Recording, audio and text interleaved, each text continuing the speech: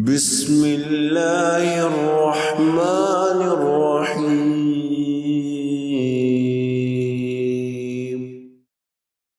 نحمده ونصلي على رسوله الكريم اعوذ باللہ من الشیطان الرجیم بسم اللہ الرحمن الرحیم رب اشرح لي صدری ویسر لي امری واحلل عقدۃ من لسانی یفقہوا قولی۔ نماز چاشت کے اجر و ثواب، اس حوالے سے آج ہمارا یہ دوسرا سیشن ہے۔ اپنے پچھلے سیشن میں ہم نے نماز چاشت کے 6 اجر و ثواب کے بارے میں سیکھا تھا، اور آج انشاءاللہ ہم اس ڈسکشن کو کمپلیٹ کریں گے۔ آئیے اس سے پہلے کہ ہم آگے مزید اجر و ثواب سیکھیں اور اس احادیث کی تفصیلات میں جائیں، پہلے ہم ریکال کر لیں کہ ہم نے اپنے پچھلے سیشن میں کیا سیکھا تھا۔ پہلے اور دوسرے نمبر پر ہم نے سیکھا تھا کہ نماز چاشت کی پابندی کرنے والا مسلمان اللہ رب العزت کے ہاں اواب کا درجہ پاتا ہے، اور اواب وہ اعزاز ہے جو اللہ تعالیٰ نے اپنے برگزیدہ پیغمبروں کو عطا کیا۔ مثال کے طور پر حضرت داؤد علیہ السلام کے بارے میں فرمایا کہ وہ اواب بندہ تھا، یعنی بار بار اللہ سے رجوع کرنے والا، بار بار اللہ تعالیٰ سے کنیکٹ ہونے والا، اللہ تعالیٰ سے جڑنے والا۔ اور نماز چاشت ہر اواب کی نماز کہلاتی ہے، اور اس حوالے سے حضور اکرم صلی اللہ علیہ وسلم کی حدیث بھی میں نے آپ کے ساتھ شیئر کی۔ تیسرے نمبر پر ہم نے سیکھا تھا کہ نماز چاشت کو صلاۃ الاوابین کہا گیا ہے، یعنی یہ اوابین کی نماز ہے۔ اور اس حوالے سے ابو ہریرہ رضی اللہ تعالیٰ عنہ کی حدیث کہ مجھے میرے محبوب حضور اکرم صلی اللہ علیہ وسلم نے 3 باتوں کی نصیحت کی۔ ایک تو میں ہر مہینے کے 3 روزے رکھا کروں، اور دوسرے نمبر پر چاشت کی کم از کم 2 رکعت نفل نماز ضرور ادا کروں، اور سونے سے پہلے وتر پڑھ لیا کروں۔ چوتھے نمبر پر ہم نے سیکھا تھا کہ دن کے پہلے حصے میں یا دن کے آغاز میں ہی نماز چاشت کی ادائیگی کرنے والے کے لیے اللہ رب العزت کی طرف سے اعلان ہے کہ میں دن کے آخری حصے تک اس کے لیے کافی ہو جاتا ہوں۔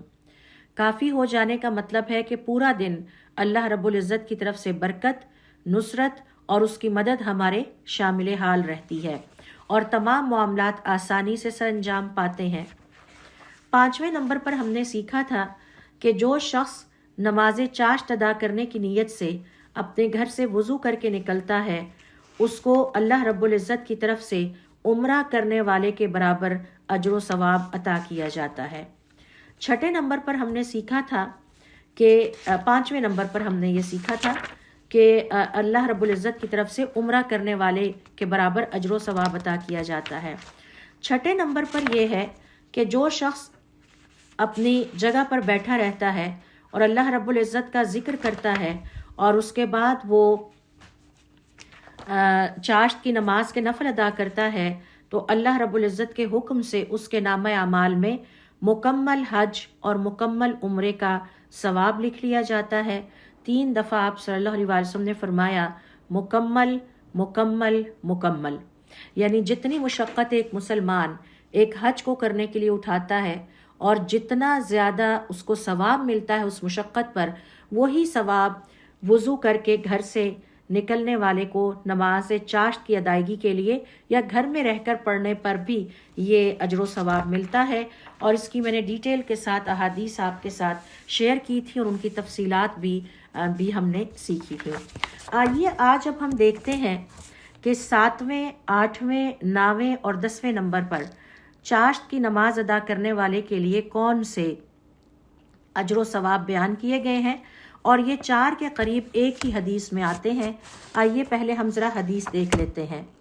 حدیث کچھ اس طرح سے ہے، عن ابی ہریرہ قال، ابو ہریرہ رضی اللہ تعالیٰ عنہ کہتے ہیں، بعث رسول اللہ صلی اللہ علیہ وسلم بعثا، حضور اکرم صلی اللہ علیہ وسلم نے ایک لشکر یا دستہ روانہ کیا۔ فَأَعْظَمُوا الْغَنِیمَةَ، تو اس دستے نے بہت زیادہ مال غنیمت حاصل کیا۔ وَأَسْرَعُوا الْكَرَّةَ، اور بہت جلدی بھی واپس آ گئے، یعنی بہت لمبی جنگ نہیں لڑنی پڑی، بہت مشکلات سے نہیں گزرے، مال غنیمت بھی زیادہ ہاتھ آیا اور واپس بھی جلدی آ گئے۔ فَقَالَ رَجُلٌ، تو کسی شخص نے کہا، یعنی وہاں پر جو لوگ تھے ان میں سے کسی شخص نے کہا، ما رأینا بعث قوم اسرع کررتن، اے اللہ کے رسول ہم نے کسی جماعت کو اس سے زیادہ جلدی لوٹ کر آتے اور اتنی زیادہ غنیمت پاتے نہیں دیکھا۔ یعنی یہ ایک بالکل ہی منفرد اور ڈفرنٹ قسم کی مثال تھی کہ یہ دستہ روانہ ہوا اور جلدی لوٹ کر واپس آیا اور اتنا زیادہ مال غنیمت بھی لے کر آ گیا۔ تو حضور اکرم صلی اللہ علیہ وسلم نے فرمایا الا اخبرکم باسرع کررتن، کیا میں تمہیں اس سے بھی زیادہ جلدی لوٹنے والا واعظم غنیمتن، اور اس سے زیادہ مال غنیمت پانے والا انسان نہ بتاؤں؟ رجل، وہ شخص توضأ فی بیتہ، جو اپنے گھر میں وضو کر کے نماز پڑھتا ہے، فاحسن وضوءہ، پھر وہ بہت اچھا وضو کرتا ہے، ثم تحمل الی المسجد، پھر وہ مسجد کی طرف روانہ ہو جاتا ہے اور فجر کی نماز، فصلی فیہ الغداۃ، پھر وہاں پر فجر کی نماز ادا کرتا ہے، ثم عقب بصلاۃ الضحیٰ، پھر اس کے بعد وہاں بیٹھا رہتا ہے، ذکر و اذکار میں مصروف رہتا ہے یہاں تک کہ چاشت کی نماز کا وقت ہو جائے اور پھر وہ چاشت کی نماز پڑھے، فقد اسرع الکرۃ، تو یہ وہ خوش قسمت انسان ہے کہ جس نے اس لشکر سے بھی زیادہ جلدی کامیابی حاصل کی، وَأَعْظَمَ الْغَنِيمَةَ، اور اس سے زیادہ مال غنیمت پایا۔ یہ ہے حضور اکرم صلی اللہ علیہ وسلم کی ایک حدیث، اور اس سے ملتی جلتی ایک اور حدیث بھی ہے جس کو کہ شیخ البانی نے صحیح قرار دیا ہے۔ تو اس حدیث سے پتہ یہ چلتا ہے، اگر ہم اس کی وضاحت کی طرف آتے ہیں، کہ نبی کریم صلی اللہ علیہ وسلم نے یہاں روحانی اور اجر و ثواب اور اخروی غنیمت کو جہاد کے ظاہری مال غنیمت سے بھی زیادہ قیمتی قرار دیا ہے۔ یعنی آپ صلی اللہ علیہ وسلم کے سامنے بیان کیا گیا کہ یہ جو دستہ آپ نے روانہ کیا تھا یہ بہت جلدی لوٹ کر آیا ہے اور اس نے اتنا مال غنیمت پا لیا، تو آپ صلی اللہ علیہ وسلم توجہ دلا رہے ہیں کہ ایک اور خوش قسمت مسلمان ہے جو اس سے بھی زیادہ جلدی میں اس سے بھی زیادہ مال غنیمت پا لیتا ہے، اور وہ ہے مسجد میں فجر کی نماز ادا کرنے کے بعد بیٹھا رہنے والا، جو ذکر کرتا رہے اور پھر جب چاشت کی نماز کا وقت آ جائے تو وہ اٹھ کر نماز پڑھے، تو وہ اس سے بھی زیادہ جلدی اس سے بھی زیادہ مال غنیمت حاصل کر کے لوٹتا ہے۔ اور ظاہر ہے کہ جو روحانی اور اخروی اجر و ثواب ہیں وہ دنیا کے ساز و سامان سے کہیں زیادہ قیمتی اور بہتر ہیں۔ جو شخص صبح فجر سے دن کے آغاز تک عبادت میں مشغول رہتا ہے وہ دراصل اللہ تعالیٰ کی رضا، اللہ تعالیٰ کی طرف سے برکتیں اور روحانی فتح حاصل کرتا ہے، جو کہ دنیاوی مال سے کہیں بڑھ کے ہے۔ تو جو آخرت کے ریوارڈز ہیں ان کا دنیا کے مال و اسباب اور سامان کے ساتھ کوئی مقابلہ نہیں ہے۔ تو اس حدیث سے ہمیں صلاۃ الضحیٰ یعنی چاشت کی نماز کی عظمت کے بارے میں پتہ چلتا ہے اور اس کے اجر کے بارے میں پتہ چلتا ہے کہ جہاد کرنے والوں سے بھی زیادہ میدان جہاد میں جا کر جلد از جلد فتح یاب ہو کر مال غنیمت زیادہ سے زیادہ لانے والوں سے بھی زیادہ اجر و ثواب ایک نماز چاشت پڑھنے والے مسلمان کا ہے۔ لہٰذا اس حدیث سے ہمیں پتہ چلا کہ صلاۃ الضحیٰ روحانی غنیمت ہے۔ اس حدیث میں روحانی غنیمت کا بھی ذکر ہے جو کہ اجر و ثواب کی شکل میں ہے، اور دنیا کے مال غنیمت کا بھی ذکر ہے۔ یہ جو روحانی غنیمت ہے یہ دنیاوی مال غنیمت سے کہیں زیادہ قیمتی ہے۔ اللہ تعالیٰ کے قریب کرنے والی، انتہائی قریب کرنے والی عبادت ہے یہ جو چاشت کی نماز ہے، کیونکہ انسان دن کا آغاز اپنے رب کو یاد کرنے سے کرتا ہے۔ یہ نماز بندے کے لیے مغفرت اور برکت کا ذریعہ ہے۔ فجر کے بعد مسجد میں بیٹھے رہنا اور ضحیٰ تک ذکر کرنا ایک عظیم ثواب ہے۔ گویا بندہ عبادت کے میدان میں مجاہدین کی طرح کامیاب ہے۔ یہاں پر اس کا جہاد کس کے خلاف ہے؟ اپنے سب سے بڑے دشمن یعنی نفس کے خلاف ہے۔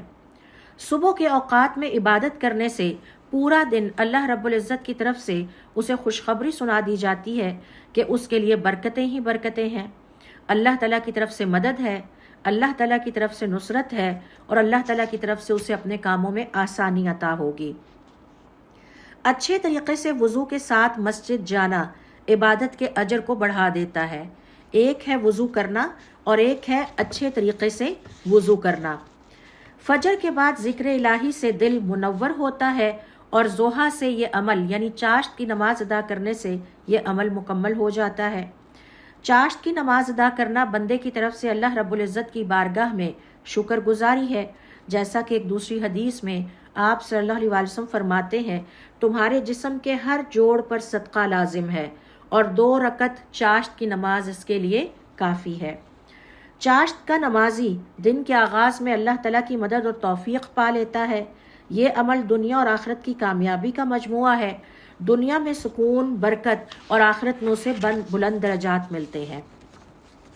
یہ تو ہے اس حدیث کی وضاحت کہ جس سے پتہ چلتا ہے کہ کیوں چاشت کی نماز کی اتنی اہمیت ہے۔ میں نے آپ سے یہ حدیث پڑھنے سے پہلے، آپ کے ساتھ شیئر کرنے سے پہلے کہا کہ اس میں 4 اجر و ثواب کے خزانے ہیں، نمبر 7، نمبر 8، نمبر 9 and 10۔ تو وہ آئیے دیکھتے ہیں، آئیڈینٹیفائی کریں اس حدیث میں کہ وہ کہاں کہاں پائے جاتے ہیں۔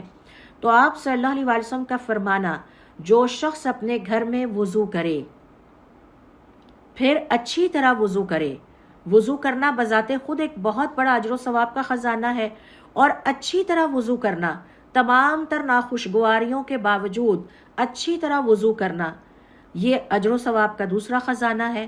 اور آپ میں سے جس نے میرے ساتھ سیشنز اٹینڈ کیے ہیں کہ وضو کرنے کے تقریباً 42 یا 45 یا 46 اجر و ثواب ہم نے سیکھے تھے۔ پھر مسجد میں جا کر فجر کی نماز ادا کرے، یہ تیسرا اجر و ثواب کا خزانہ ہے۔ پھر اس کے بعد نماز چاشت پڑھے، یہ چوتھا اجر و ثواب کا خزانہ ہے۔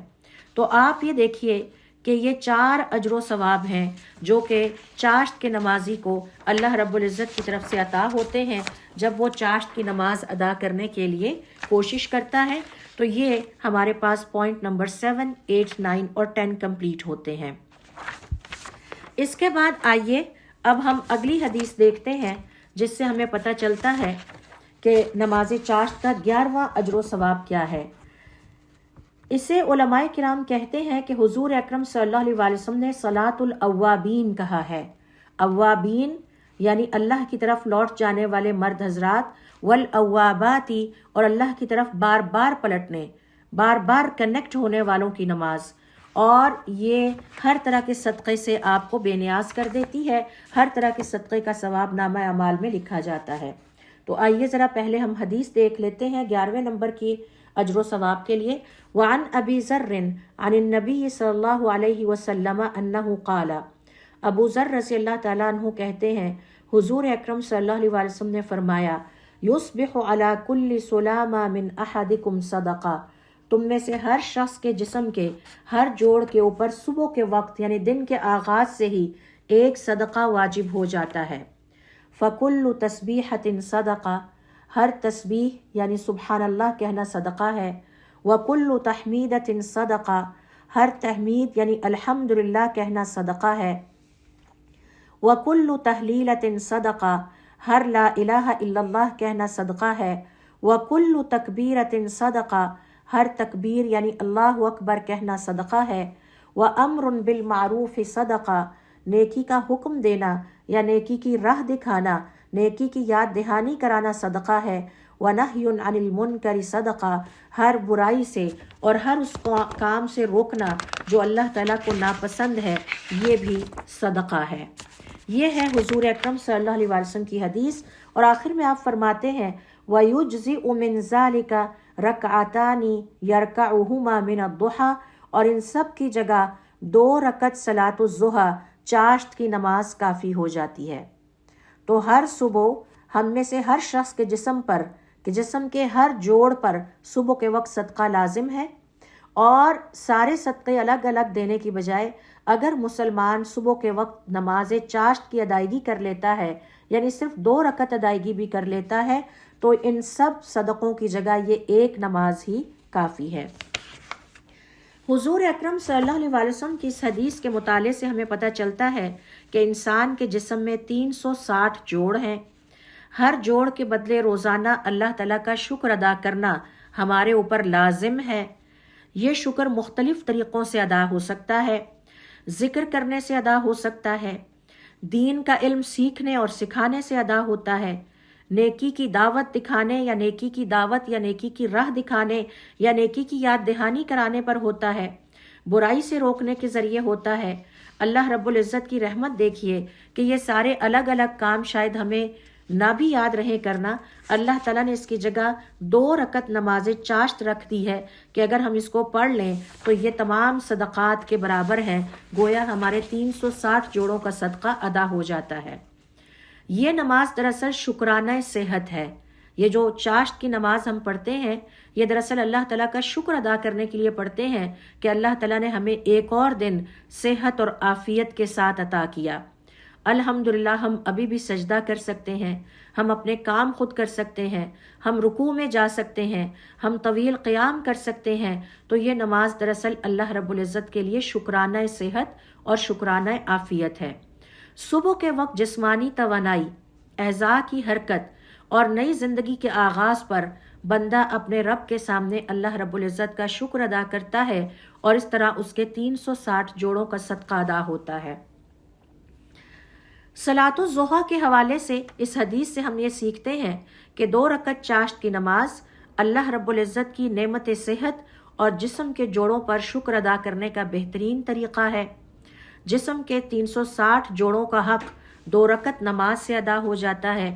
یہ اللہ رب العزت کی عظیم رحمت ہے کہ ہمیں 360 الگ الگ کام نہیں کرنے پڑتے، بلکہ صرف 2 رکعت ادا کرنے سے۔ اور اس کی وجہ کیا ہے؟ نماز وہ بدنی عبادت ہے کہ جس میں اس کے جسم کا ہر جوڑ حصہ لیتا ہے۔ تو یہ اللہ رب العزت کی طرف سے رحمت ہے کہ بہت ہی آسان عمل کے نتیجے میں ہم ایک عظیم اجر و ثواب پاتے ہیں۔ پھر 2 رکعت پڑھنے سے 360 صدقات کا ثواب ملتا ہے اور یہ معمولی وقت میں ہو جاتا ہے۔ یہ نماز چاشت اگر دیکھا جائے تو اجر و ثواب کا خزانہ ہے، صرف 2 رکعت نفل منیمم ہے۔ یہ نماز چونکہ دن کے ابتدائی حصے میں پڑھی جاتی ہے، لہٰذا یہ وقت رزق، سکون اور برکتوں کی تقسیم کا وقت ہوتا ہے۔ تو اگر اللہ تعالیٰ کا کوئی نیک بندہ اس وقت نماز چاشت پڑھ رہا ہے جب اللہ تعالیٰ کی طرف سے رزق تقسیم ہو رہا ہے، سکون تقسیم ہو رہا ہے، برکتیں تقسیم ہو رہی ہیں، تو آپ دیکھیے کہ اس وقت اللہ رب العزت کی طرف سے چانسز ہیں کہ ایسے شخص کو یہ تمام چیزیں زیادہ ملیں۔ اور اس کی دلیل علماء کرام کا کہنا ہے کہ کیا ہے؟ آپ صلی اللہ علیہ وسلم ہر سوموار اور جمعرات کو روزہ رکھا کرتے، اور جب آپ سے اس کا سبب دریافت کیا گیا تو آپ نے فرمایا یہ وہ دن ہیں جن میں میرے نامہ اعمال اللہ کے حضور پیش ہوتے ہیں، اور میں چاہتا ہوں کہ جب میرے نامہ اعمال اللہ کے سامنے پیش ہوں تو میں اس وقت روزے کی حالت سے ہوں۔ لہٰذا جب عالم بالا میں اہم فیصلے آپ کے بارے میں ہو رہے ہیں، آپ کے رزق کے بارے میں ڈیسیژن ہو رہا ہے، آپ کے سکون کے بارے میں، برکتوں اور اللہ تعالیٰ کی مدد اور نصرت اور سہولت کے بارے میں فیصلہ ہو رہا ہے، اس وقت جب آپ اس عظیم عبادت میں مصروف ہوتے ہیں تو یقیناً یہ ایک عظیم انداز محبت ہے، اللہ رب العزت کے سامنے عاجزی ہے، اور اس بات کے چانسز بڑھ جاتے ہیں کہ اللہ کی رحمت آپ کو زیادہ سے زیادہ ملے گی۔ لہٰذا وہ اوقات جس میں ہمارے اعمال اللہ تعالیٰ کے سامنے پیش ہو رہے ہوتے ہیں یا ہمارے بارے میں فیصلے ہو رہے ہوں، اس وقت ہمیں اللہ تعالیٰ کی عبادت کا اہتمام کرنا چاہیے۔ پھر دن کے آغاز میں ذکر اور نماز سے دل کو اطمینان اور روح کو تازگی ملتی ہے۔ صبح آپ نے ناشتہ کیا تو اپنے جسم کو طاقت پہنچائی، نماز چاشت پڑھی تو آپ نے اپنے روح کو طاقت اور انرجی اور اسٹیمنا دیا۔ اب آپ کی روح سارے دن کے لیے فریش ہے، خوش ہے اور آپ کا ساتھ دینے کے لیے تیار ہے۔ نیکی کی رغبت اور برائی سے دوری، اس نماز میں ذکر، امر بالمعروف اور نہی عن المنکر کی روح شامل ہے، اور شکر گزاری کا مزاج پیدا کرتی ہے۔ نماز چاشت مسلمان کے اندر روزانہ جسم کے ہر حصے کا شکر ادا کرنے کا احساس انسان کے اندر عاجزی پیدا کرتا ہے۔ ہم بار بار اپنے آپ کو یہ میسج دیتے ہیں کہ یہ جو صحت کی نعمت اللہ تعالیٰ نے مجھے عطا کر رکھی ہے، یہ اللہ رب العزت کی طرف سے ہے اور میں اس پر اللہ تعالیٰ کی شکر گزار ہوں۔ اور آپ جانتے ہیں کہ جب اللہ کا شکر ادا کیا جائے تو اس نعمت میں اضافہ ہوتا ہے۔ علماء کرام کا یہ کہنا ہے کہ ہم نے پریکٹیکلی یہ دیکھا ہے کہ جو مسلمان چاشت کی نماز کا اہتمام کرتے ہیں ان کی صحتیں طویل عرصے تک ان کا ساتھ دیتی ہیں۔ تو جہاں ایک طرف ہمیں اپنی غذا کے حوالے سے پتہ ہونا چاہیے کہ ہمارے جسم کو کس چیز کی ضرورت ہے، دوسری طرف ہمیں یہ بھی پتہ ہونا چاہیے کہ وہ کون سی عبادتیں، نیک عمل ہیں کہ جن کے ذریعے سے ہم اپنی جسمانی اور روحانی انرجی کو انہینس کر سکتے ہیں۔ علماء کرام کا یہ کہنا ہے کہ چاشت کی نماز دل کو نرم کرتی ہے اور اللہ تعالیٰ کے ساتھ تعلق کو مضبوط کرتی ہے، دن بھر کے گناہوں سے حفاظت ہو جاتی ہے، کیونکہ صبح کی عبادت برکت اور حفاظت کا باعث بنتی ہے، جس کے لیے اللہ کافی ہو جائے تو اس کافی ہونے میں یہ بھی شامل ہے کہ اللہ تعالیٰ آپ کو گناہوں سے محفوظ رکھیں گے۔ صلاۃ الضحیٰ اللہ کے ان نیک اور برگزیدہ بندوں کی نشانی ہے جو اللہ تعالیٰ کے ساتھ جڑے رہتے ہیں اور اللہ کے شکر گزار بندے ہوتے ہیں۔ یہی وجہ ہے کہ اللہ تعالیٰ نے ان کو اوابین کہا ہے۔ اس حدیث سے ہمیں پتہ چلتا ہے کہ صبح کے وقت اپنے رب کو یاد کرنا، ذکر کرنا، 2 رکعت صلاۃ الضحیٰ ادا کرنا نہ صرف جسم اور روح کی شکر گزاری ہے بلکہ یہ کامل صدقے کا بدلہ بھی ہے۔ لہٰذا یہ نماز بندے کو دن بھر کے لیے نور، توانائی اور سکون عطا کرتی ہے، اور جتنا آپ کا فوکس ڈیولپ ہوتا جائے گا، کنسنٹریشن ڈیولپ ہوتی جائے گی، اتنی آپ کی فرض نمازیں اچھی ہوتی جائیں گی۔ یہ ہے چاشت کی نماز کا 11واں اجر و ثواب۔ اب ہم آتے ہیں 12ویں اجر و ثواب پہ، جو کہ آخری اجر و ثواب ہے۔ اس حوالے سے دیکھیے، پہلے ہم حدیث کا مطالعہ کر لیتے ہیں، پھر ہم اس کی تفصیل کی طرف آتے ہیں۔ 12واں اجر و ثواب یہ ہے کہ چاشت کی نماز ادا کرنے والے کے لیے جنت میں گھر کی تعمیر کر دی جاتی ہے۔ فعن ابی موسیٰ قال، ابو موسیٰ رضی اللہ تعالیٰ عنہ کہتے ہیں، قال رسول اللہ صلی اللہ علیہ وسلم، حضور اکرم صلی اللہ علیہ وسلم نے ارشاد فرمایا، من صلی الضحیٰ اربعا، جس نے چاشت کے 4 رکعت نفل پڑھے، وقبل الاولی اربعا، یعنی نماز فجر سے پہلے یا ابتدائے دن میں 4 رکعتیں پڑھی۔ کیسے؟ یا تو وہ کم از کم 2 تہجد کے نفل پڑھ لے اور 2 فرض پھر اس کے جو ہیں وہ فجر کے ہیں، یا پھر فجر کے 2 فرض پڑھ لے اور اس کے بعد چاشت کے منیمم 2 پڑھ لے۔ تو جس نے وَمَنْ صَلَّى الضُّحَىٰ أَرْبَعًا، اور جس کسی نے آپ صلی اللہ علیہ وسلم کی حدیث کے مطابق نماز فجر سے پہلے یا ابتدائے دن میں 4 رکعتیں پڑھی، بَنَى اللَّهُ لَهُ بِهَا بَيْتٌ فِي الْجَنَّةِ، اللہ تعالیٰ اس کے لیے جنت میں ایک گھر بنا دیتا ہے۔ حضور اکرم صلی اللہ علیہ وسلم کی اس حدیث سے صلاۃ الضحیٰ یعنی چاشت کی نماز کی عظیم فضیلت ظاہر ہوتی ہے۔ نبی کریم صلی اللہ علیہ وسلم نے بتایا کہ جو شخص صبح کے وقت اللہ تعالیٰ کی عبادت میں گزارتا ہے، خاص طور پر یہ 4 رکعتیں یا اس سے پہلے 4 رکعتیں یعنی تہجد اور فجر یا فجر اور چاشت صبح کے آغاز میں ادا کرتا ہے تو اللہ تعالیٰ اس کے لیے جنت میں گھر تعمیر فرماتا ہے۔ اللہ تعالیٰ کی طرف سے یہ انعام اس بات کی علامت ہے کہ صلاۃ الضحیٰ بندے کو اللہ کے بہت قریب کر دیتی ہے اور اسے دائمی آرام اور سکون کی جگہ جنت عطا کرتی ہے۔ لہٰذا نماز کے بدلے اللہ تعالیٰ جنت میں اس کے لیے گھر بناتا ہے۔ صبح کے وقت عبادت کرنے والا بندہ اللہ تعالیٰ کے قریب ہوتا ہے۔ دن کے آغاز میں نماز پڑھنا دن بھر کے کاموں میں اس کے لیے برکت آتی ہے، اور پھر چاشت کی نماز انسان کے جسم کے تمام جوڑوں کی طرف سے صدقہ ادا کرنے کا بدل ہے۔ یہ نماز انسان کو محنت اور دنیاوی مشاغل سے پہلے روحانی توانائی عطا کرتی ہے۔ انسان اس روحانی سکون اور توانائی کو دن بھر کے لیے اپنے دنیاوی کاموں اور دین کے کاموں کے لیے استعمال کرتا ہے۔ دلوں کو پرسکون کرتی ہے، نفس کو اطمینان عطا کرتی ہے۔ صلاۃ الضحیٰ دل کا نور ہے اور دل کو اطمینان بخشتی ہے۔ اللہ تعالیٰ کی خاص حفاظت، جو بندہ دن کے آغاز میں اللہ کو یاد کرتا ہے، اللہ تعالیٰ اس کے دن کے معاملات میں اس کے لیے کافی ہو جاتا ہے۔ چاشت کی نماز صلاۃ الاوابین کہلاتی ہے، یعنی اللہ کی طرف بار بار رجوع کرنے والوں کی نماز۔ غفلت سے بچاتی ہے۔ صبح کے وقت دنیاوی مصروفیت سے پہلے عبادت کر لی جائے تو انسان غفلت سے بچ جاتا ہے۔ اور پھر غور کیجئے، آسان سا عمل ہے، یعنی صرف چند رکعتوں کے بدلے اجر عظیم کیا ہے؟ جنت میں اللہ رب العزت کی طرف سے گھر کا وعدہ۔ اس کا مطلب یہ ہے کہ ایسے شخص کے لیے جنت پکی ہے، یعنی واجب ہے۔ ظاہر ہے کہ اس کے لیے جنت میں گھر بننے کا مطلب یہ ہے کہ اب وہ جنت میں ضرور جائے گا۔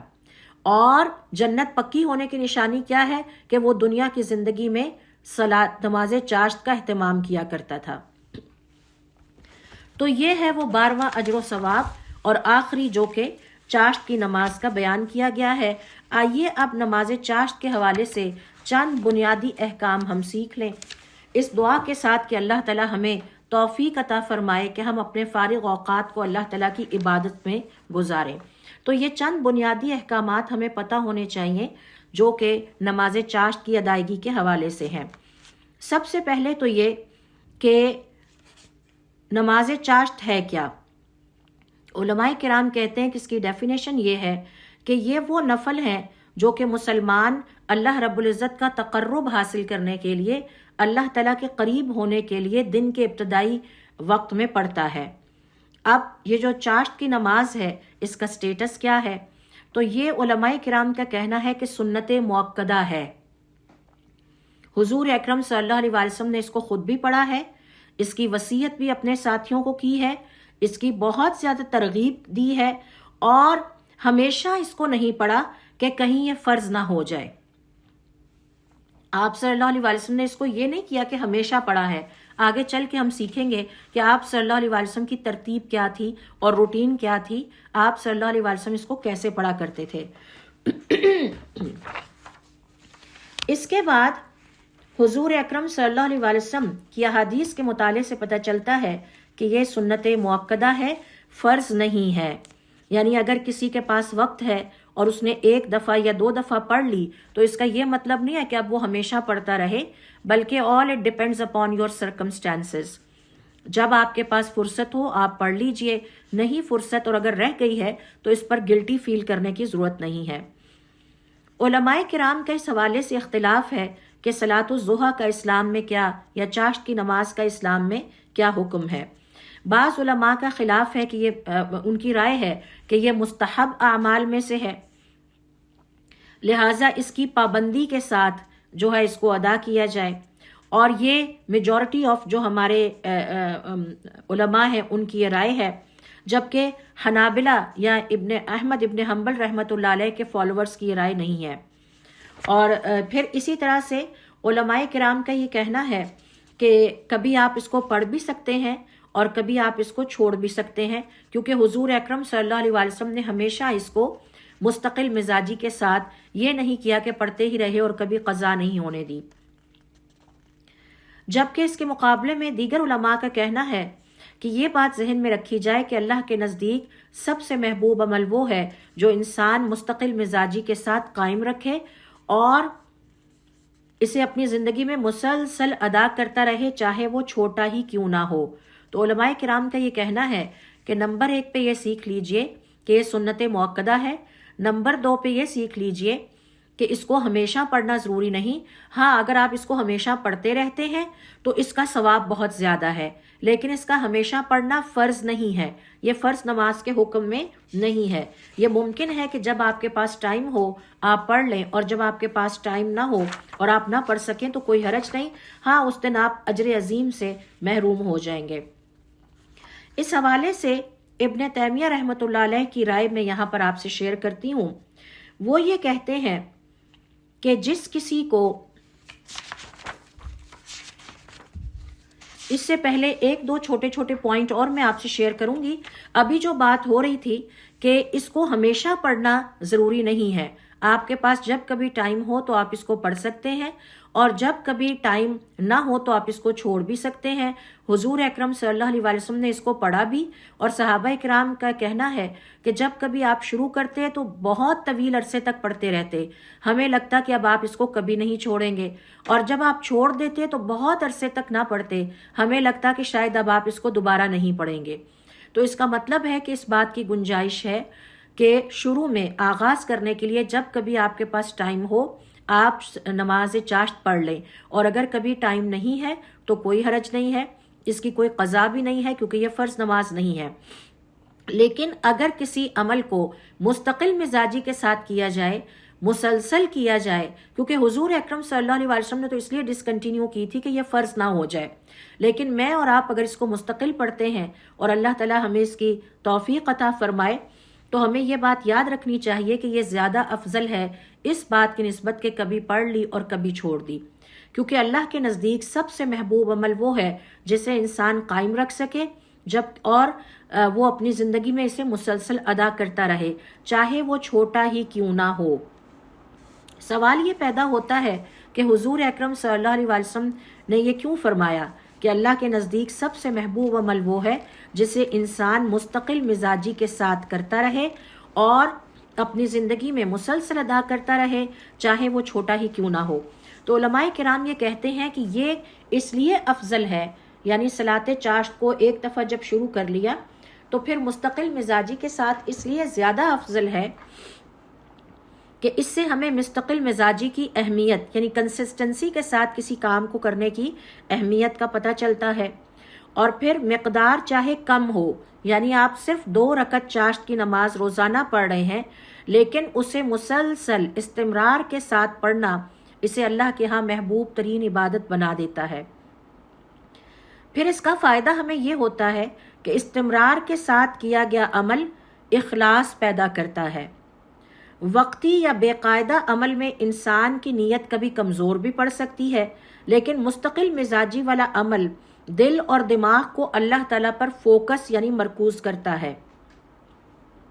ایک اور بہت اہم بات کہ یہ کریکٹر بلڈنگ، کردار سازی میں یہ چیز بہت امپورٹنٹ رول پلے کرتی ہے کہ مسلسل چھوٹے چھوٹے نیک اعمال کرتے کرتے آہستہ آہستہ مسلمان کی شخصیت اور کردار میں تبدیلی پیدا ہونے لگتی ہے، اور چھوٹی چھوٹی اچھی عادتیں مسلمان کو بڑے نیک اعمال کرنے کے قابل بناتی ہیں۔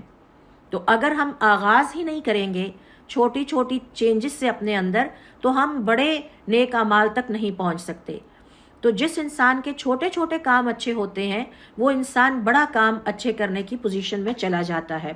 تو یہ کریکٹر بلڈنگ مسلمان کی اسلام کے پوائنٹ آف ویو سے، روحانیت کے پوائنٹ آف ویو سے کریکٹر بلڈنگ اور اسپرچول گروتھ میں بڑا امپورٹنٹ رول پلے کرتی ہے کہ اگر ہم مستقل مزاجی کے ساتھ کسی بھی نیک عمل کو جاری رکھتے ہیں۔ مثال کے طور پر آپ فکس کر لیتے ہیں کہ میں نے روزانہ ہر حال میں قرآن کریم کا 1 رکوع ضرور تلاوت کرنا ہے، یا جیسے صبح و شام کے اذکار میں نے ضرور کرنے ہیں۔ پھر علماء کرام کا یہ کہنا ہے کہ مستقل مزاجی کے ساتھ کسی بھی نیک عمل کو کرنے سے مسلمان کے اندر صبر کا سٹیمنا پیدا ہوتا ہے، اور مستقل عمل دراصل اس کے صبر کی نشانی ہے اور اس کے صبر کی مشق ہے، اور مسلسل گناہوں کا کفارہ ہوتا رہتا ہے۔ جب ہم کسی نیکی کے کام کو مسلسل کرتے رہتے ہیں تو اس کے نتیجے میں ہمارے گناہ مسلسل دھلتے رہتے ہیں۔ اس لیے 2 رائے ہیں کہ یا تو جو ہے اس کو کبھی کبھار پڑھ لیا جائے، کوئی حرج نہیں ہے، آج وقت ہے آپ نے پڑھ لیا، بڑا نیک عمل ہے، لیکن اگر مستقل مزاجی کے ساتھ کرتے ہیں تو اس کی فضیلت کہیں زیادہ ہے، اور اس کے ریزنز جو علماء کرام نے بتائی ہیں وہ میں نے آپ سے شیئر کر دی ہیں۔ اس کے بعد دیکھیے، میں آپ سے شیئر کر رہی تھی کہ ابن تیمیہ رحمۃ اللہ علیہ اس حوالے سے کیا فرماتے ہیں، اور بڑا ہی دقیق یا مائنیوٹ قسم کا فرق انہوں نے بیان کیا ہے، اور ہم سب کو اسے بہت غور سے سننا بھی ہے اور سیکھنا بھی ہے۔ شیخ الاسلام ابن تیمیہ فرماتے ہیں ان من کان من عادتہ قیام اللیل، جس شخص کی عادت ہے کہ وہ تہجد کی نماز کا قیام کرتا ہے، شب میں قیام کرتا ہے یعنی تہجد پڑھتا ہے، فإنہ لا یسن لہ صلاۃ الضحی، اس کے لیے نماز چاشت کا پڑھنا لازمی نہیں ہے۔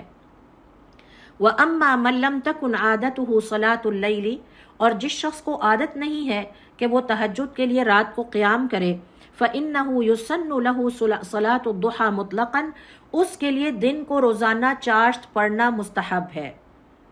یعنی جو لوگ رات کو تہجد کی نماز آسانی سے پڑھ لیتے ہیں وہ بے شک اب نماز چاشت نہ پڑھیں، اور جو لوگ رات کی اس نیکی کو نہیں پا سکتے، مثال کے طور پر میری طرح جاب کرتے ہیں، رات کو نہیں اٹھ سکتے، وہ پھر دن کی روشنی میں یہ نیک عمل ضرور کریں، اور ان کے لیے یہ مستحب ہے۔ تو ابن تیمیہ رحمۃ اللہ علیہ کا فتویٰ یہ ہے کہ جو شخص تہجد کی نماز ادا کر لے وہ تو بہت بڑا انعام ہے اس کا، کیونکہ نفل نمازوں میں یا نمازوں کی ترتیب کچھ اس طرح سے ہے، افضل ترین نمازیں فرض نماز ہیں، فرض نماز کے بعد نوافل نمازوں کا آغاز ہو جاتا ہے، نوافل نماز میں افضل ترین تہجد ہیں۔ اب اگر کوئی تہجد نہیں پڑھ رہا اپنے حالات کی وجہ سے تو اسے چاہیے کہ پھر وہ نماز چاشت کا اہتمام کر لے، چاہے وہ 2 رکعت ہی کیوں نہ ہو۔ اور اس کی بارے میں امام ابن تیمیہ رحمۃ اللہ علیہ فرماتے ہیں کیونکہ جو مسلمان نماز شب پڑھتا ہے یعنی قیام اللیل کرتا ہے، تہجد کی نماز پڑھتا ہے، اس کا عبادتی سلسلہ مکمل ہے اور روحانی مشن جاری ہے، اس کی روحانی مشق چل رہی ہے۔ لیکن جو مسلمان تہجد نہیں پڑھ سکتا، اس کے لیے چاشت کی نماز متبادل ہے، سبسٹیچیوٹ ہے، یہ اس کے لیے اب سنت مؤکدہ ہے، اسے چاہیے کہ وہ یہ روز پڑھے۔ لیکن جو تہجد کی نماز پڑھتا ہے اس کے لیے مستحب ہے، سنت مؤکدہ نہیں ہے، روکا اسے بھی نہیں۔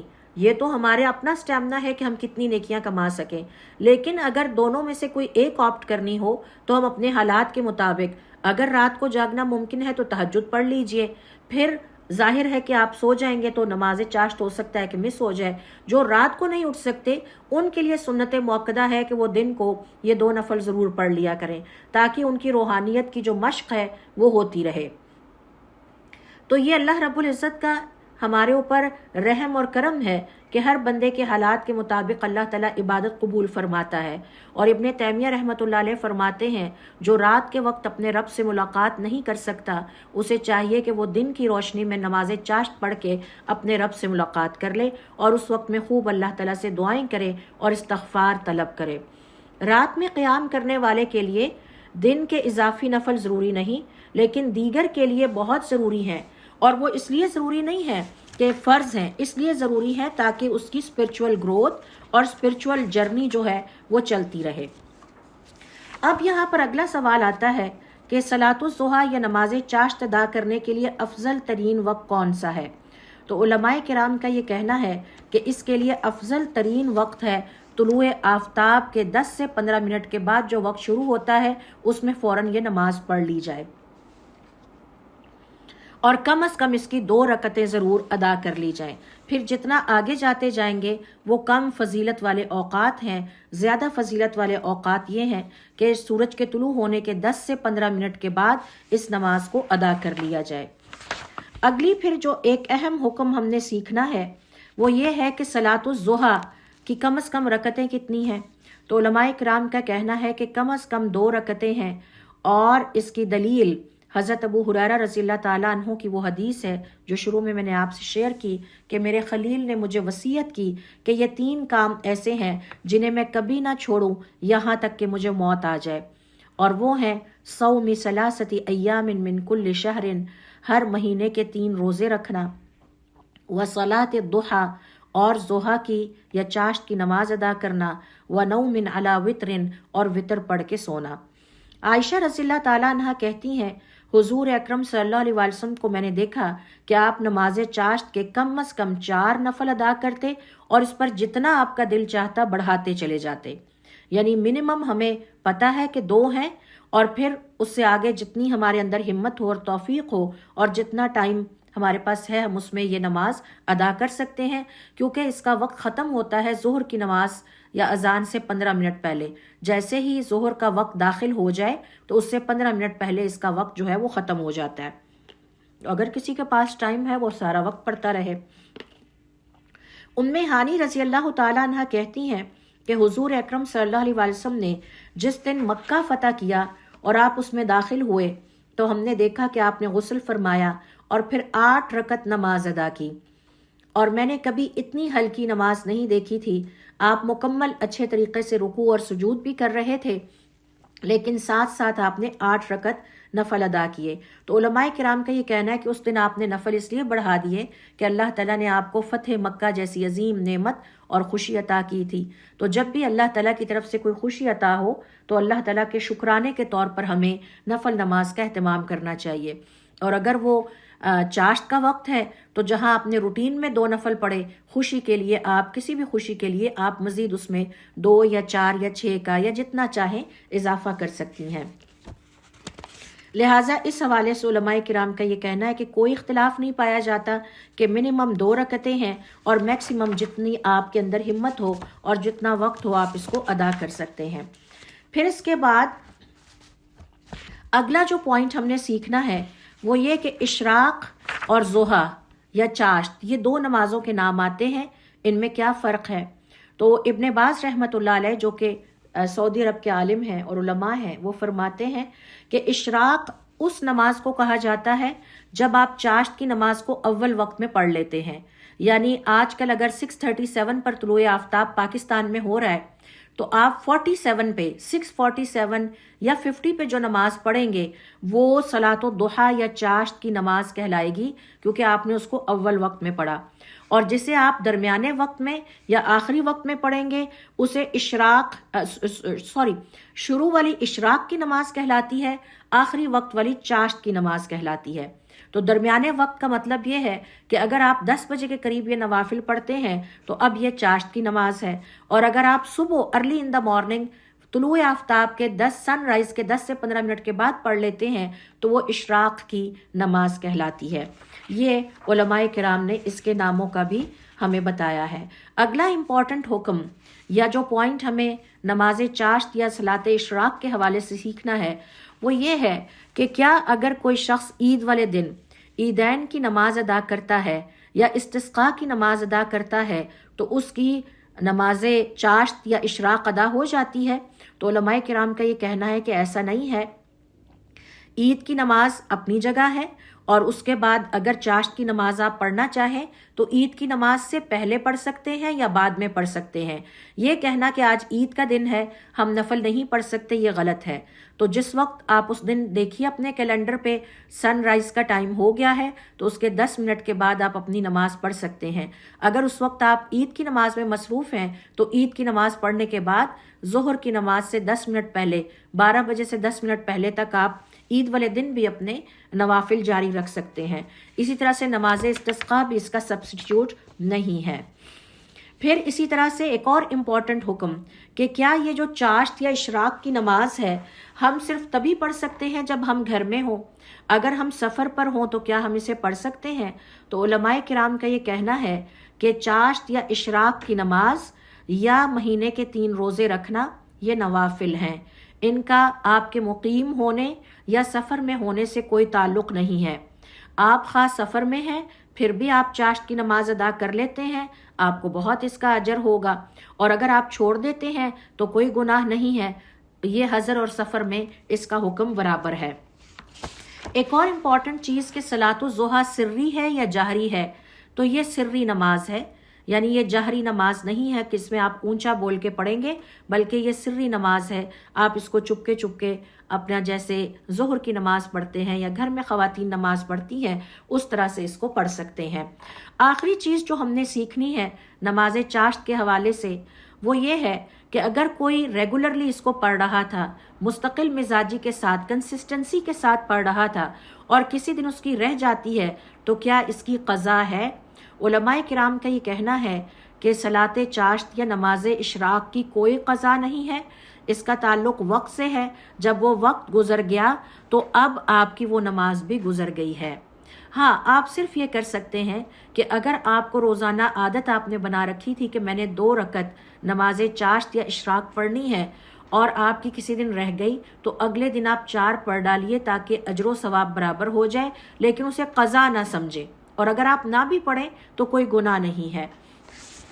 تو یہ ہے چاشت کی نماز کے حوالے سے چند اہم احکام جن کا کہ ہمیں پتہ ہونا چاہیے. تو آج کے اس سیشن کو ہم اینڈ کرتے ہیں اس دعا کے ساتھ کہ اللہ رب العزت ہمیں توفیق عطا فرمائے کہ ہم پورے اخلاص کے ساتھ اللہ تعالیٰ کی عبادتیں کر سکیں. فرض عبادتوں کے ساتھ ہمیں نوافل عبادتوں کی ہمت اور توفیق عطا فرمائے تاکہ ہمارے گناہوں کی مغفرت بھی ہو سکے اور اللہ تعالیٰ ہم سے راضی بھی ہو اور ہم اللہ تعالیٰ کے قریب بھی ہو جائیں. سبحانک اللہم و بحمدک اشہد ان لا الہ الا انت استغفرک و اتوب الیک. Mm-hmm.